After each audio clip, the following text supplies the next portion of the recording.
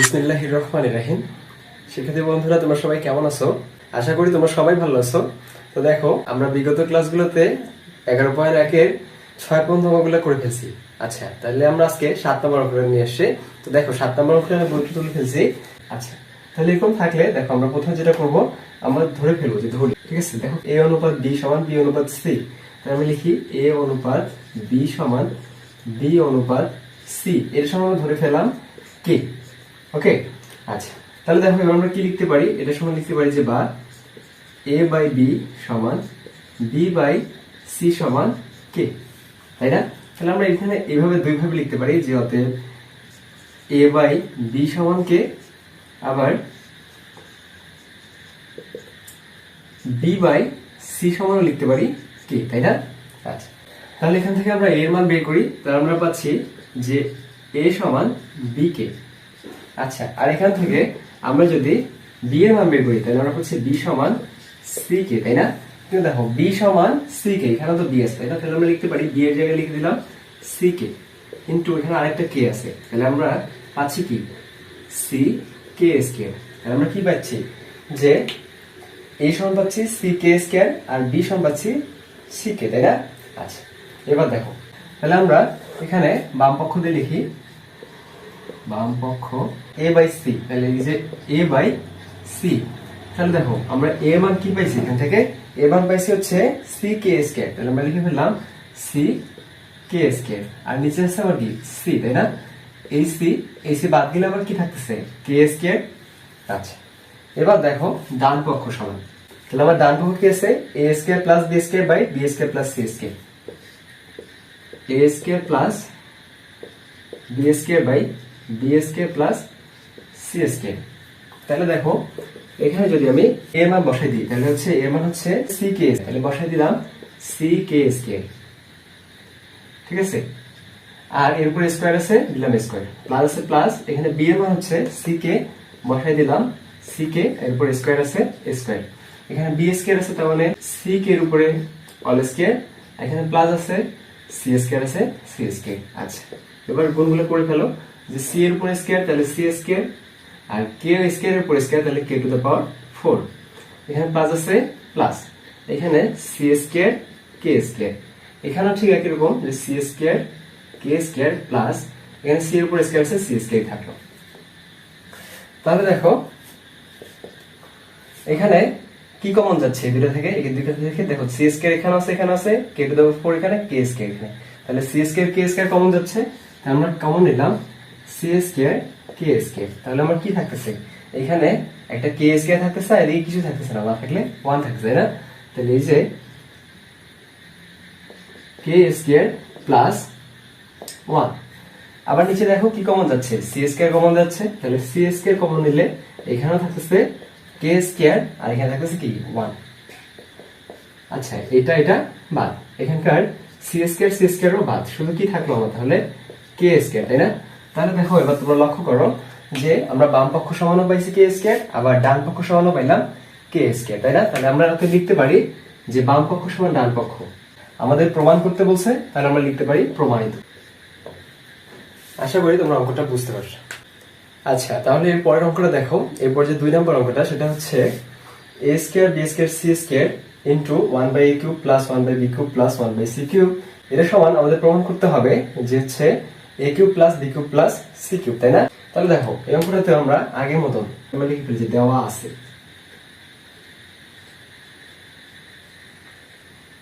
আমাদের কি দেওয়া আছে? আমাদের দেওয়া আছে a অনুপাত b সমান b অনুপাত c। তাহলে আমরা এটাকে এভাবে লিখতে পারি যে বা a বাই b সমান b বাই c, তাই না?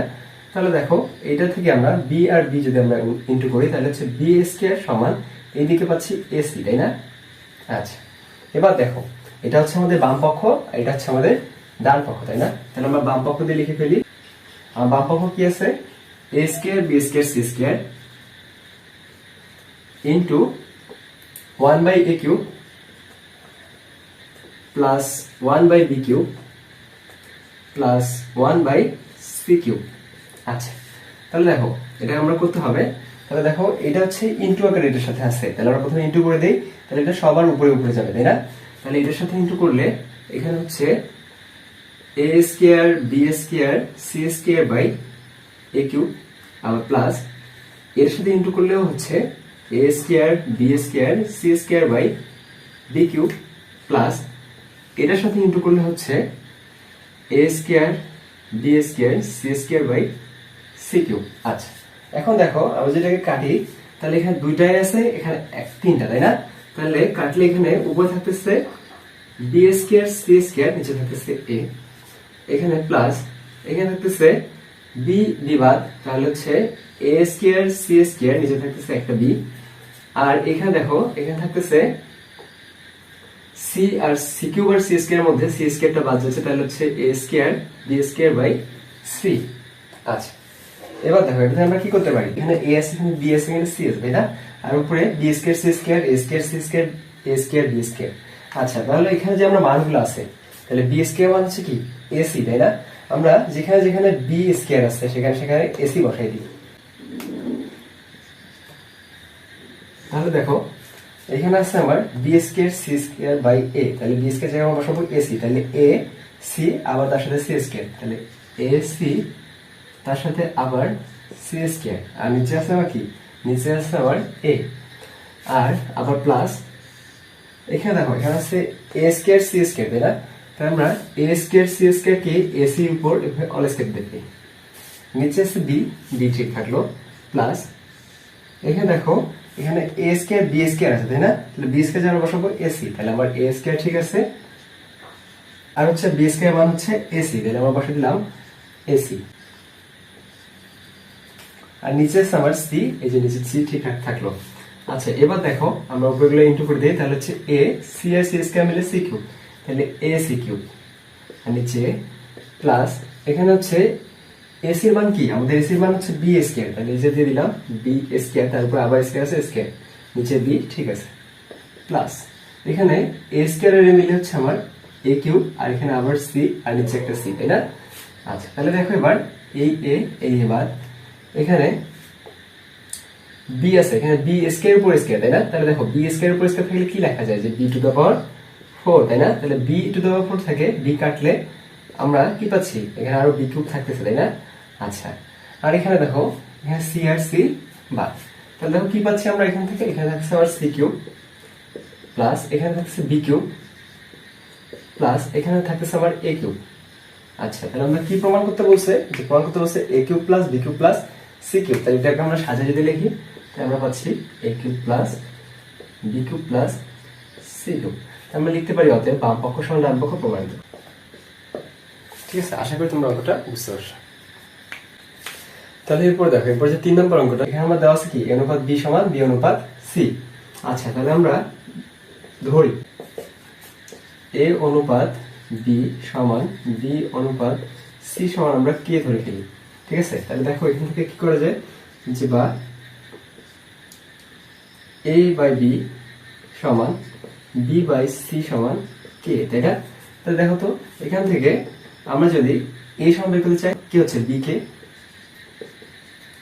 আর বি সমান যদি বের করতে চাই তাহলে কি হচ্ছে সি কে, তাই না? তাহলে বি সমান হচ্ছে আমার সি কে। আচ্ছা, এখানে যদি আবার বি এর মানটা এখানে বসাই দিই, তাহলে কি হচ্ছে বি এর জায়গা হচ্ছে সি কে, তাহলে সি কে ইন্টু আবার একটা কে, তাই না? তাহলে আবার কি হচ্ছে সি কে স্কয়ার, তাহলে আমরা বি সমান পাইলাম সি কে, আর এ সমান পাইলাম সি কে স্কয়ার। আচ্ছা, তাহলে এটা আমার বাম পক্ষ, এটা হচ্ছে আমার ডান পক্ষ, তাই না? তাহলে আমরা লিখে ফেলি যে বাম পক্ষ।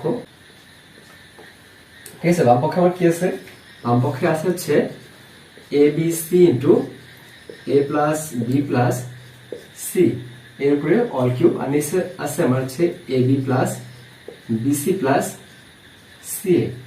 ঠিক আছে, তো দেখো এটা কি করা যায়, এখানে আমার এর মান হচ্ছে কি, এর মান হচ্ছে সি কে স্কয়ার, আমি বসে দিলাম C K square into B মান কি, বি মান হচ্ছে সি কে বসে দিলাম, আর আমার সি আছে, সি ঠিক থাকলো।